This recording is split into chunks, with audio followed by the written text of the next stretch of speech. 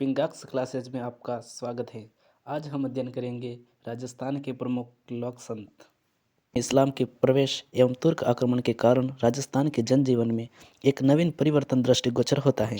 इस्लामी संस्कृति के प्रभावों तथा रूढ़िवाद और ब्रह्म आडंबर से उत्पन्न वातावरण में प्रबुद्ध मनुष्यों की चिंतन धारा मंदिरों और मूर्तियों की अपेक्षा ध्यान मनन और नाम स्मरण की दिशा में प्रवाहित होने लगी। इसी कालखंड में राजस्थान में कुछ ऐसे व्यक्तियों ने जन्म लिया जिन्होंने अपने आचरण व दृढ़ता से समाज को एक नई राह दिखाई। आम जन ने इनकी दिखाई राह का न केवल अनुसरण किया वरन इन्हें देवता तुल्य मानते हुए इन्हें लोक संत या लोक देवता का दर्जा दिया। राजस्थान के प्रमुख लोक संत। लोक संत धन्ना।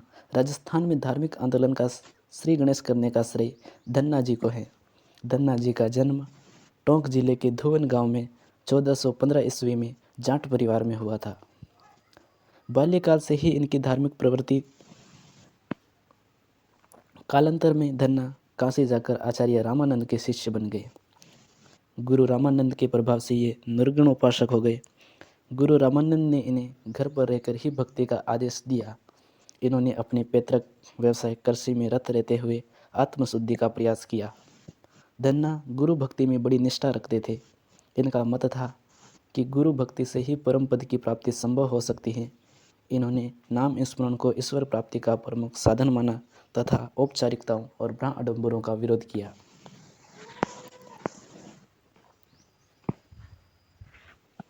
संत पीपा।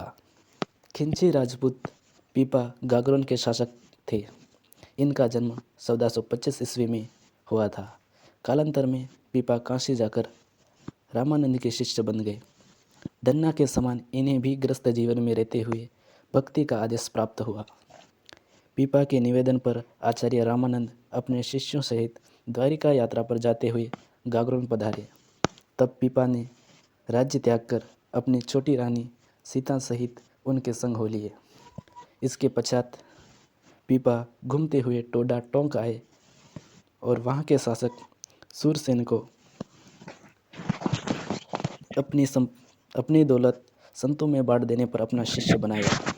अनेक स्थानों पर यात्रा करते हुए पीपा पुनः गागरोन लौट आए और आहू और काली सिंध की पवित्र नदियों के संगम पर एक गुफा में रहने लगे। यहाँ इनका मंदिर निवास स्थान और गुफा प्रसिद्ध है। बाड़मेर जिले के समदड़ी गांव में पीपाजी का भव्य मंदिर है। यहाँ इनके प्रमुख अनुयायी दर्जी समाज का प्रतिवर्ष चैत्र शुक्ल पूर्णिमा को विशाल समागम यानी विशाल मेला आयोजित होता है। पीपा से संबंधित विस्तृत साहित्य हस्तलिखित ग्रंथ भंडारों में उपलब्ध हैं, जिनमें पीपा की कथा, पीपा की पर्ची, पीपा की वाणी, साखियाँ, पद आदि मुख्य हैं। 17वीं शताब्दी में एक हस्तलिखित ग्रंथ मिला है जिसमें पीपा द्वारा रचित एक चेतावनी नामक ग्रंथ भी प्राप्त हुआ है। ईश्वर प्राप्ति में गुरु के निर्देशन को पीपा ने आवश्यक बताया है। भक्ति नाम स्मरण को ये मोक्ष प्राप्ति का प्रमुख साधन मानते हैं। पीपा मूर्ति पूजा का विरोध करते हुए ईश्वर उपासना करने पर जोर देते हैं। पीपा ऊंच नीच में विश्वास नहीं करते हैं। वे प्राणी मात्र में समानता का समर्थन करते हुए कहते हैं कि ईश्वर की दृष्टि में सभी समान हैं।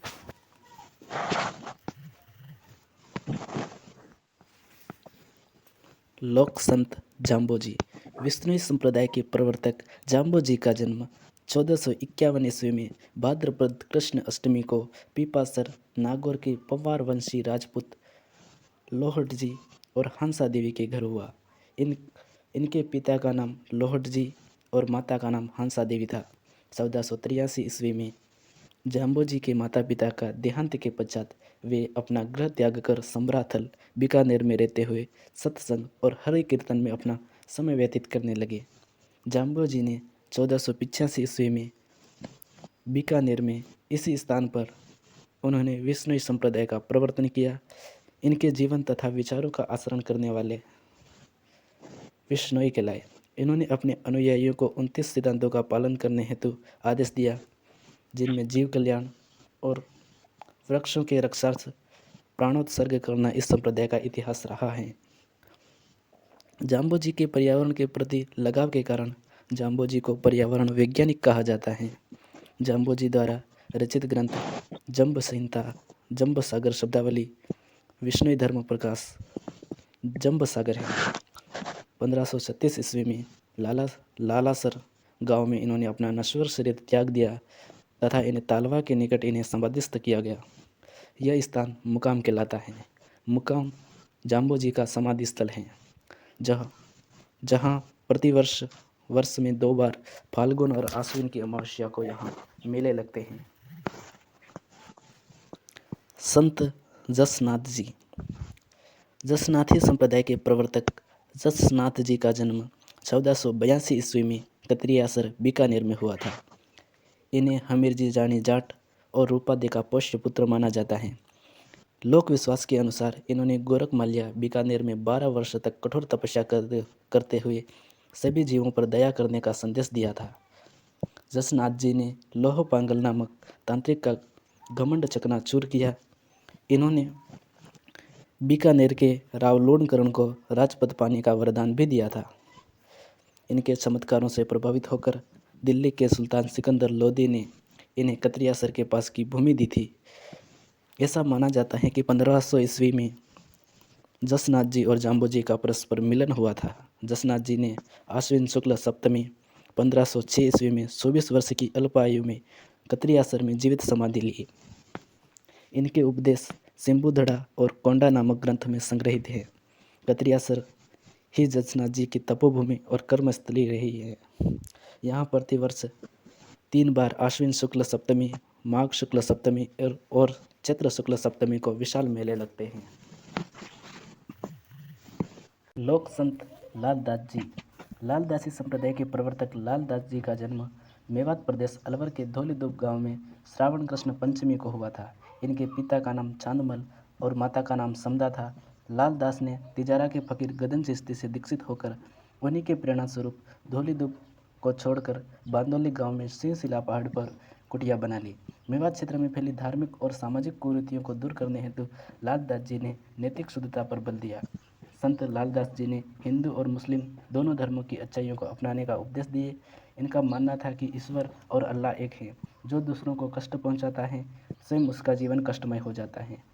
मेव मुसलमान लालदास जी को पीर मानते हैं। लालदास जी की चेतावनियाँ इनका मुख्य काव्य ग्रंथ हैं। नगला में 1648 ईस्वी में 108 वर्ष की दीर्घायु में इनका निधन हुआ। इनकी समाधि शेरपुर में है, जहाँ प्रतिवर्ष आश्विन मास की एकादशी व माघ पूर्णिमा को विशाल मेले लगते हैं।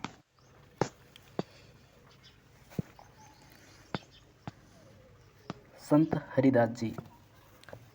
निरंजनी संप्रदाय के संस्थापक संत हरिदास जी का जन्म डिडवाना तहसील के कापड़ोद गांव में 1455 ईस्वी में हुआ। इनका मूल नाम हरि सिंह सांकला था और प्रारंभ में लूट मार करना इनका मुख्य पेशा था, लेकिन एक सन्यासी के उपदेश से इनका जीवन बदल गया।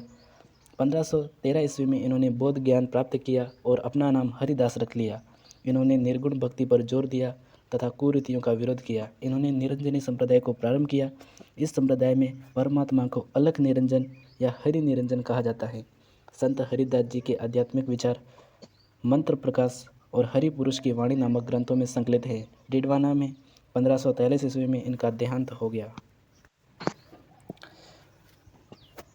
संत दादू दयाल।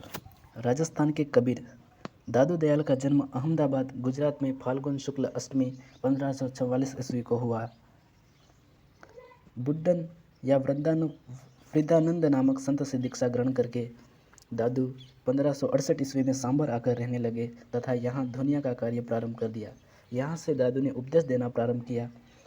1575 ईस्वी में दादू अपने 25 शिष्यों सहित आमेर चले आए, जहाँ 14 वर्ष तक इन्होंने अपना निवास किया। दादू ने 1585 ईस्वी में मुगल सम्राट अकबर से भेंट करने हेतु फतेहपुर सीकरी की यात्रा की। दादू ने तत्कालीन ढूंढाड़ और मारवाड़ राज्यों में यात्रा करते और उपदेश देते हुए 1602 ईस्वी में फुलेरा के समीपवर्ती ग्राम नारायणा में आ गए। यहीं ज्येष्ठ कृष्ण अष्टमी 1603 ईस्वी को इन्होंने अपना देह त्याग किया। दादू के पार्थिव शरीर को उनके निर्देशानुसार ही समीपस्थ भैराना की पहाड़ी के नीचे दादूखोल नामक स्थान पर रख दिया। दादूपंथी दादूखोल स्थान को पवित्र स्थान मानते हैं। दादू ने ब्रह्मा, जीव, जगत और मोक्ष पर अपने उपदेश सरल सदुकड़ी भाषा में दिए हैं। दादू जी की वाणी दादू रादुआ नामक ग्रंथ दादू के उपदेश और विचार मिलते हैं। दादू कबीर की तरह सुधारवादी आचरण व मोक्ष के मूल्यों को मानने वाले परम तत्व की प्राप्ति की तलाश करने वाले। दादू ने कर्मकांड, जाति प्रथा, मूर्ति पूजा, रूढ़िवादिता आदि का घोर विरोध किया। दादू के शिष्य गरीबदास, मिस्किनदास, सुंदरदास, भकनाजी, रज्जब, माधवदास आदि दादू के प्रमुख शिष्य हैं।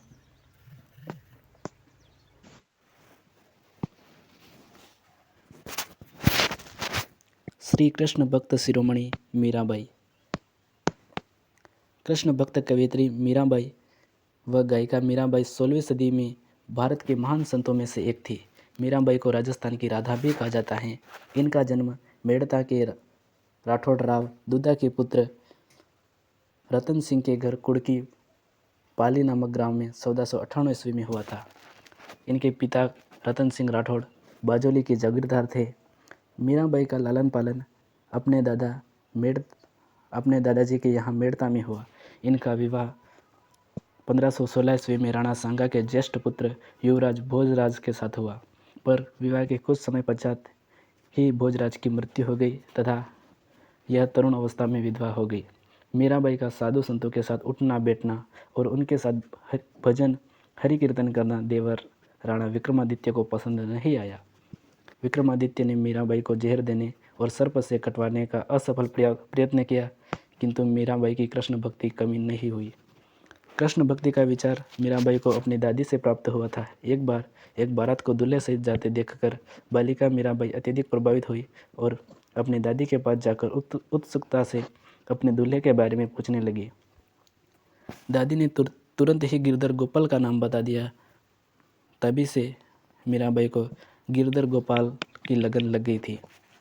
मीराबाई ने अंतिम समय गुजरात के द्वारिका के डाकोर स्थित रणछोड़ मंदिर चली गई, जहां 1547 ईस्वी में गिरधर गोपाल में विलीन हो गई। मीराबाई की पदावलियाँ प्रसिद्ध है। इनकी भक्ति की मुख्य विशेषता यह है कि उन्होंने ज्ञान से अधिक भावना और श्रद्धा को महत्व दिया है। मीराबाई की भक्ति कांता भाव की भक्ति रही है।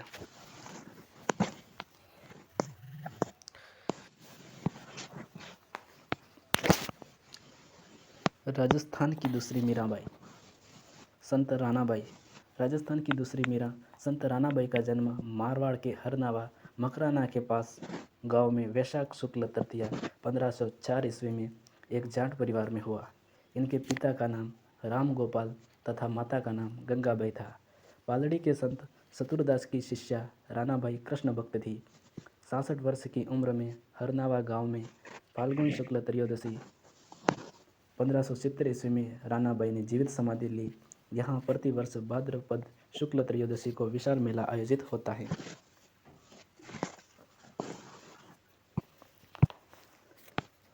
संत मावजी। संत मावजी का जन्म 1714 ईस्वी में साबला गांव में हुआ था। संत मावजी ने अपने विचारों को स्थायी और साकार रूप देने हेतु निष्कलंक यानी पवित्र एवं पाप रहित नामक संप्रदाय की स्थापना की। कहा जाता है कि जब इनकी आयु 12 वर्ष की थी, तभी ये घर छोड़कर माही और सोम नदी के संगम पर एक गुफा में तपस्या करने लगे। इसी स्थान पर संवत 1784 ईस्वी में माघ शुक्ल एकादशी गुरुवार को इन्हें ज्ञान प्राप्त हुआ। उसी दिन यहाँ पर मावजी ने बेणेश्वर यानी कि वैण वृंदावन नामक धाम की स्थापना की। इसके बाद इन्होंने धर्मोपदेश देना प्रारंभ कर दिया और शिष्यों में बिना किसी भेदभाव के सभी जातियों के लोगों को शामिल किया। इन्होंने लसाड़ा के पटेल भक्त की दान राशि से अहमदाबाद से कागज़ मंगवाया और धौलागढ़ में एकांतवास करके 5 बड़े ग्रंथों की रचना की, जिनमें छंदों की संख्या 72,96,000 बताई जाती है। वाद विवाद की शैली में लिखे ये ग्रंथ चोपड़ा कहलाते हैं। मावजी के चोपड़े केवल दीपावली के दिन ही बाहर निकाले जाते हैं। मावजी के अनुयायी इन्हें विष्णु का 10वां अवतार कल्कि अवतार मानते हैं। डूंगरपुर जिले में इनके अनुयायी बड़ी संख्या में हैं। इनका मुख्य मंदिर साबला में है, जहाँ मावजी की शंख, चक्र, गदा और पद्म सहित घोड़े पर चतुर्भुज मूर्ति है। बेणेश्वर धाम पर माघ शुक्ल पूर्णिमा को सोम, माही और जाखम नदियों की त्रिवेणी संगम पर प्रतिवर्ष विशाल मेला लगता है।